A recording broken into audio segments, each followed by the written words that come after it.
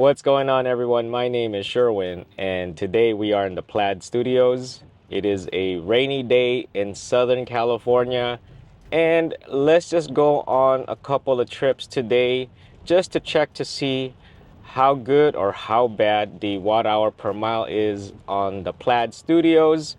And we started at 59% state of charge, and the temperature is 55 degrees Fahrenheit. So let's see if temperature is going to play into factor, if the rain is going to play into factor as far as like traction, and if it affects efficiency or anything like that. But let's get going. All right, so I've resetted trip A to track today's trip. I've also adjusted the ride height to medium. I don't believe it's going to reset itself after a certain speed, but I'll double check. But I know if you set it to high, it's actually gonna lower it back down when you exceed 35 miles an hour. Um, this is something that happens with the refresh model that I don't believe exists in the previous generation Model S or X. I spoke with F the Pump, Will, because he has a Cybertruck, and it also has adaptive suspension. He said that his setting is actually, it gets reset. Like the threshold is 25 miles an hour. But I will ask to see if it's like passable, like it ignores it if you change the mode of driving on the Cybertruck, because there's different modes of driving on the Cybertruck. So let's go check out what our efficiency rating is going to be. I don't think it's going to be quite bad, although the temperature has dropped to 54 degrees Fahrenheit. But let's see. So even though we no longer have FSD, we can still use auto steer, which is good enough, especially on driving on the highways. And it really helps when visibility is pretty poor. I mean, visibility is not too bad right now, but you can enable it and it'll help you drive, and it'll give you some warnings and things, and it'll adjust the speed accordingly when visibility is poor. So make sure you use features like that, because it does come with your car. Okay, so we arrived here. We are at Ikea. One thing I noticed, or a couple things I noticed while driving on the highway, the ride height reverted back to low. I thought medium was gonna stay at medium, but apparently it resets it back to low. I don't know if it's based on GPS and it doesn't allow you to ride on medium when you're on the highways, or if it's speed control. I'm not really sure. If someone can help me out with that, but I'll also look. If I find anything, I'll put it on the bottom. But yeah, but when I got off the highway, I was able to reset it back to medium. But do keep in mind, just because your ride height is higher than usual, you still got to be careful.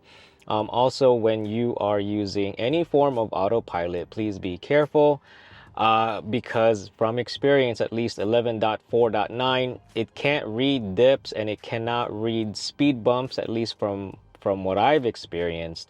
So if it can't do that, it's not going to know whether or not there's a puddle. And if you're driving at an unsafe speed, you can potentially hydroplane. So be very careful. Always be careful. Always be careful. Don't rely too much on the autopilot computer, even though it's good at its current state, but it's still not flawless, so please be careful.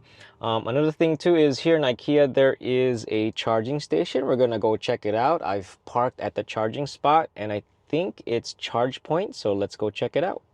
Also, we have driven 40 miles, spent 12 kilowatt hours, and our watt hour per mile is 295, lower than our average. We are now at 47% state of charge, and we are more efficient due to the fact that we're not driving as fast. Even though the temperatures are cooler, we're not driving as fast, so efficiency is a bit better. All right, so we have plugged into this ChargePoint station. It's 6.2 kilowatt speed. It isn't really that fast. It's actually half the speed of what we have at home, but it's pretty convenient. We don't really need to charge. but I have my J1772 adapter connected and we are charging. So there were a couple other people, one Tesla and I think one Kia or Hyundai, trying to charge. They're having a difficult time.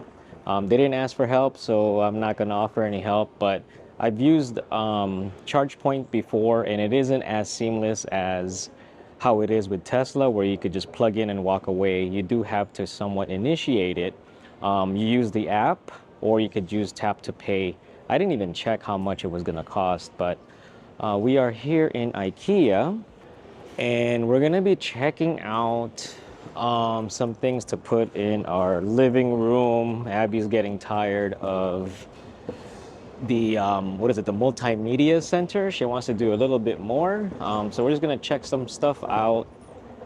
I should have brought the Model Y instead because there is more space in the back, but we'll see what we're gonna be looking at. Good morning.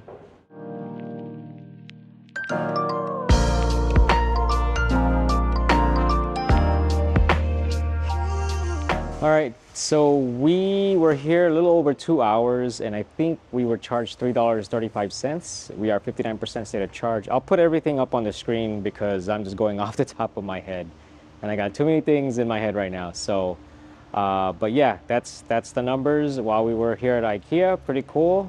We don't need fast charging here because we were just hanging out and checking things out, so. Okay, so today we ended up driving 83 total miles. We used 28 kilowatt hours with 340 watt hour per mile. Our average for this car is 343 watt hour per mile at 3,964 miles. So since last charge, it said we drove 44 miles, 17 kilowatt hours were used, and 380 watt hour per mile. Now, driving towards Los Angeles, I think we use less energy because it's mostly downhill. Like there's a slight decline. And coming home from Los Angeles, I noticed it uses more energy because I think there is a slight incline. Now, at ChargePoint, we spent $3.55, putting in about 12.67 kilowatt hours. So not bad. We ended up the day with 41% state of charge. And right now we are at 54 degrees Fahrenheit. Not bad at all. The wipers are still kind of inconsistent with its behavior. It sometimes works as expected, and there are other times that, yeah, it is what it is, I guess. It's supposed to have been improved on with the holiday update. And speaking of update, I think we are on cue for 2024.2.2.1. And I believe this is the font size, the font, like, I guess there's a recall because Tesla usually recalls is just a software update for the most part. So it's related to the font size and things. I'll put up the notes, the update notes on the screen, also provide the link as well. But what did you think about the data that I've shared with you? Did you think that I was gonna do more? Did you think I was gonna do less? It looks like it's just about average again, because what helped a little bit is just the speed. During this bad weather, we're not really driving faster than what we normally do. But I think average speed, that's one thing I wish this thing displayed. We were floating between about 58 miles per hour to about 65 miles per hour. I also did notice that the medium ride height gets resetted back to low when traveling 60 miles per hour or higher. Generally speaking, you shouldn't be driving at a higher ride height at fast speeds, and that's probably why they lower it to the low setting. Now, if you come across a body of water, I mean, it is pretty beneficial to be able to heighten your ride height, heighten your ride height. of your vehicle. But yeah, that's really pretty much about it. I just wanted to share our trips today during rainy weather. It's for California standards, it's pretty bad. It's like torrential, but elsewhere it's probably just regular rain. Thank you for watching. If you liked the video, please like. If you haven't subscribed, please subscribe, and I'll see you on the next one.